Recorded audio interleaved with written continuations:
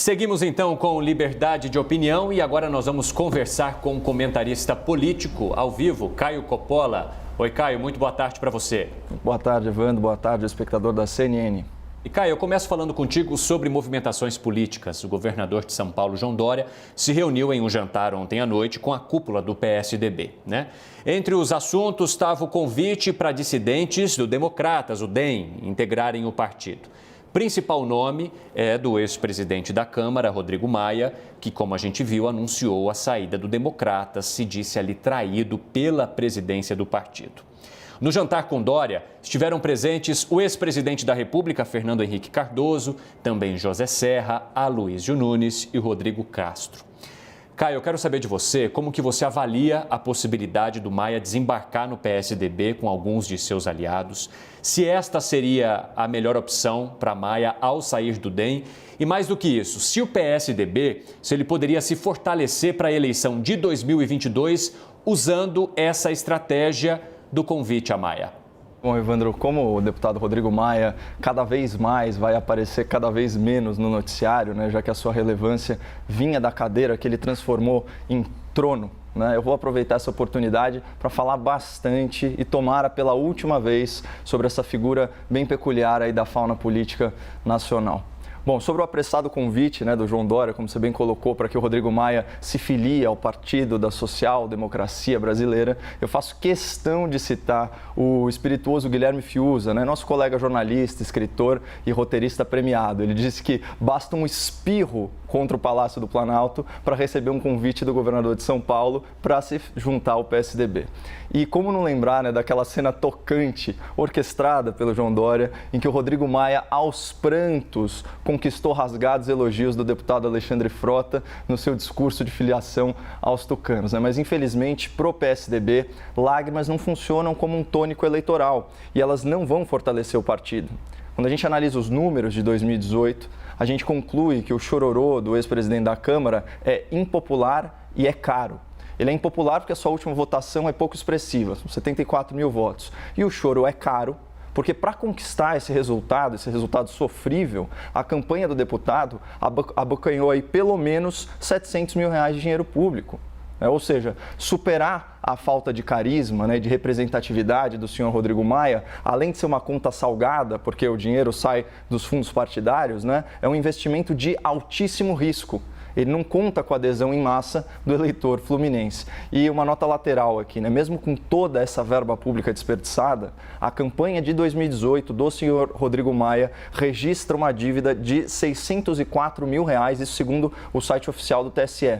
E eu me preocupo, né, com a quitação dessa dívida, considerando que o patrimônio declarado do parlamentar, que é um herdeiro, que é um parlamentar de 7 mandatos, é de apenas R$730 mil, isso segundo a apuração do site noticioso Poder 360. Então, para a Justiça Eleitoral, o Maia informou que ele possuía, à época da eleição, 2 apartamentos, uma sala comercial, um carro, um título de clube e parcos R$1.315 na sua conta.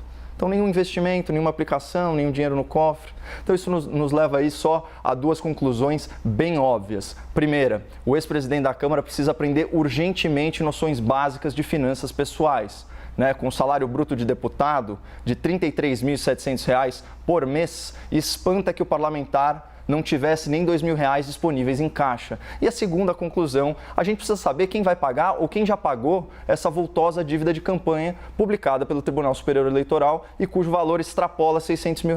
Então, fica aqui como sugestão de pergunta para o próximo colega jornalista que entrevistar o deputado. Mas voltando agora ao mérito da questão, esse circo midiático que foi armado com o Rodrigo Maia no centro do picadeiro, ele teve a sua origem na entrevista bombástica, né, do parlamentar ao Valor Econômico, que é uma publicação do Grupo Globo. E essa entrevista, bem como a sua repercussão, é fundamental para a gente entender a derrocada de Rodrigo Maia. Então, a minha crítica ela já começa no parágrafo de introdução e na foto ilustrativa dessa entrevista.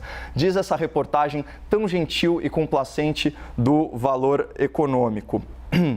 Aspas, a vida do deputado Rodrigo Maia passa por profundas mudanças. O fim de seu mandato na presidência da Câmara não o fez trocar apenas de lar, a ampla residência oficial, por um apartamento funcional como de outros parlamentares, mas também de partido.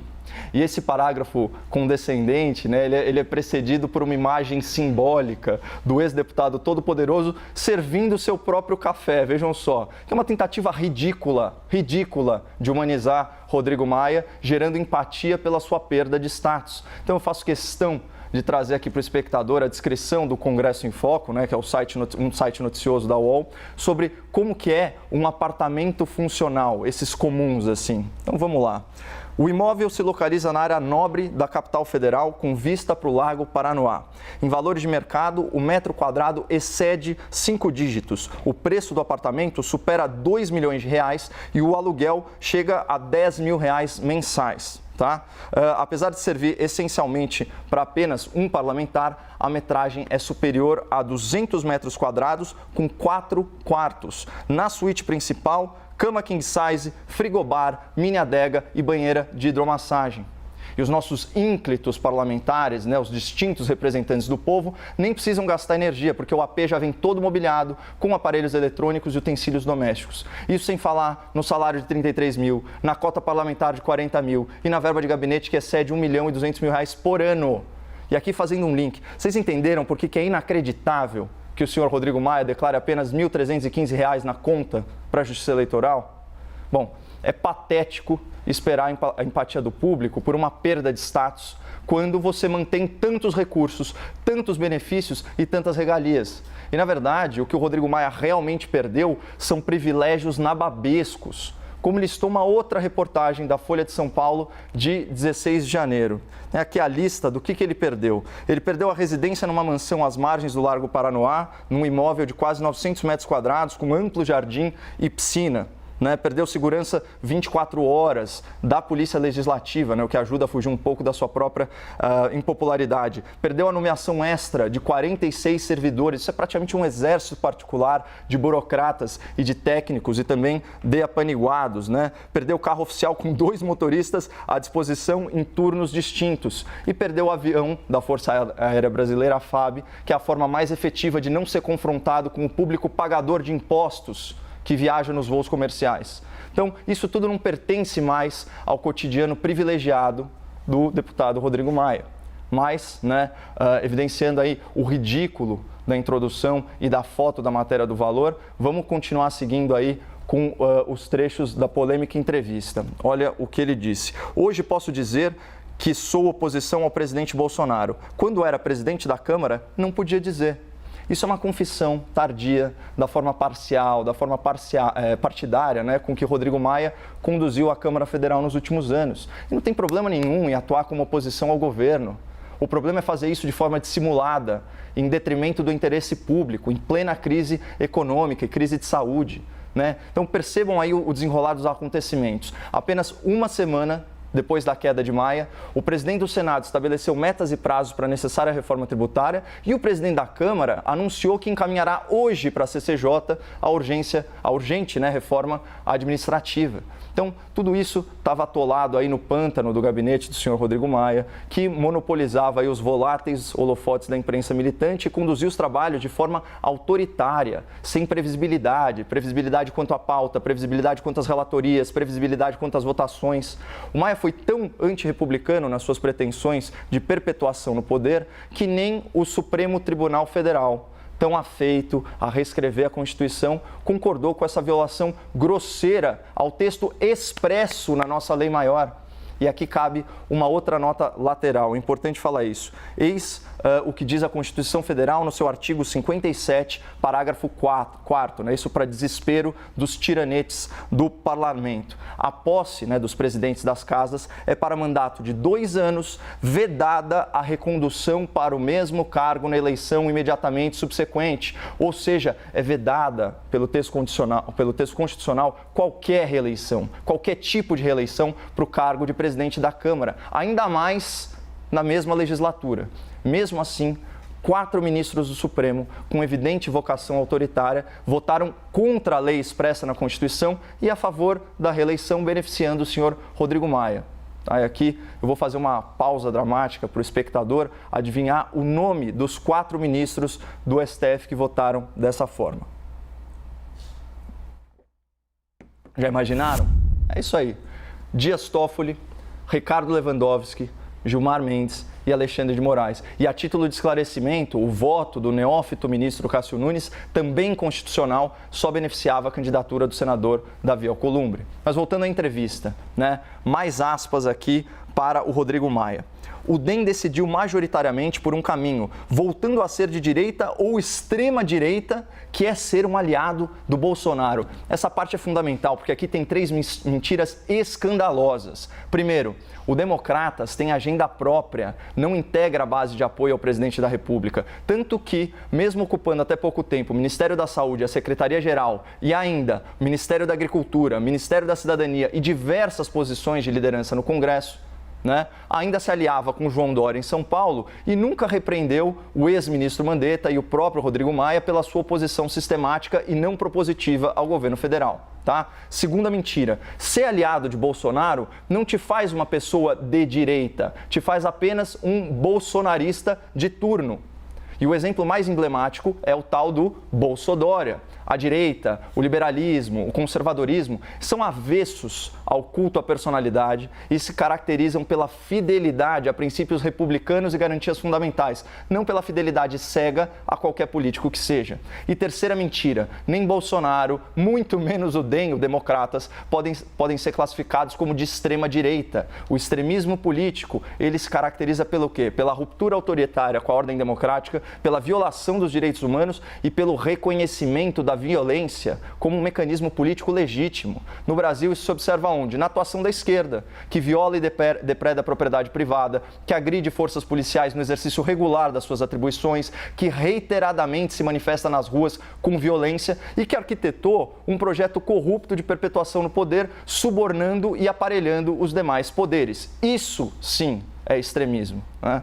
E a propósito, foi essa esquerda tóxica, né, marcada aí pela chaga da corrupção, que acabou se associando com o Rodrigo Maia. Isso na ânsia dele eleger o seu novo candidato à presidência na Câmara. Então, contrariando a sua própria biografia, o seu discurso, Maia se aliou ao PT, o Partido dos Trabalhadores, e também ao PCdoB, o Partido Comunista do Brasil, ao PDT, o Partido Democrático Trabalhista, e ao PSB, o Partido Socialista Brasileiro. Todos esses partidos, pelo menos atualmente, são contrários à agenda liberal chancelada nas urnas pelas eleições de 2018. São contra a reforma previdenciária, são contra a reforma administrativa, contra a modernização trabalhista e contra as privatizações. E sobre essa constrangedora contradição entre o discurso liberal e a associação política com a esquerda, aqui então eu cito outra frase da entrevista de Rodrigo Maia ao Valor. Ele disse o seguinte: falta caráter, né? Você falar uma coisa na frente e operar de outra forma, falta caráter. Mas, de fato, há pontos aí de contato entre as agendas de Rodrigo Maia e da esquerda brasileira. Sob a sua presidência na Câmara, o Congresso dificultou a prisão preventiva, tirou a liberdade de negociação para o Ministério Público, né, nas delações premiadas, aprovou a lei de abuso de autoridade, criou o juiz de garantias e engavetou a tipificação do Caixa 2 como crime. Então, uma legislação penal que privilegia o criminoso ao invés de proteger as suas vítimas, a sociedade que é obediente à lei. Então, todo esse retrocesso foi apoiado pelo bloco da esquerda, que votou favoravelmente aos respectivos projetos. Então, assim, unindo um perfil autoritário, né, como a gente já disse, com uma recente simpatia pela esquerda radical, o Rodrigo Maia ele se perdeu e perdeu o apoio político, não apenas na Câmara, mas no seu próprio partido. Né? E é isso que se extrai das falas dos seus pares, dos seus colegas do Democratas. Então, aqui de novo, ó, aspas, né, para o ACM Neto, que é presidente do DEM e amigo de décadas de Rodrigo Maia. Isso foi em entrevista exclusiva aqui para a CNN. As palavras de Maia, né, aspas, demonstram uma atitude de absoluta ingratidão. Lamento que ele esteja saindo tão pequeno da presidência da Câmara. Está dando uma clara demonstração de que não sabe perder e tem apego ao poder. Então, bem menos cerimonioso foi o governador de Goiás, também do DEM, Ronaldo Caiado. Ele disse o seguinte: Maia sofre da síndrome de ansiedade de poder, está desequilibrado, deveria ser internado. Lembrando que o Dr. Caiado é médico, portanto, um conhecedor, né, das patologias humanas, entre elas aquelas de natureza psiquiátrica. Mas, enfim, diante de críticas tão severas, né, diante da constatação do momento político do Brasil, né, com uma população avessa ao radicalismo da esquerda, fica fácil de responder se a melhor opção para Maia é sair do DEM. Na verdade, a melhor opção, a melhor solução para o DEM é a saída de Maia, que estava constrangendo um partido independente a atuar na oposição, estava fazendo alianças injustificáveis com a esquerda e, mais importante, não estava fazendo andar os projetos e as reformas fundamentais para o desenvolvimento do Brasil. Vamos lembrar que o DEM, o Democratas, cresceu muito nas eleições municipais de 2020, ao contrário, por exemplo, do PSDB, que encolheu substancialmente, assim também como seu primo mais radical, o Partido dos Trabalhadores. Portanto, se a gente considerar a trajetória descendente do Rodrigo Maia, é muito coerente que ele escolha mesmo um partido que, assim como ele, está desgastado e está perdendo espaço. Este é o Liberdade de Opinião. Como o próprio nome diz, né, Caio? Você utilizou a sua liberdade para se estender neste assunto e o nosso tempo, então, acabou. Muito obrigado, boa semana. Muito obrigado, foi um prazer. Até a próxima.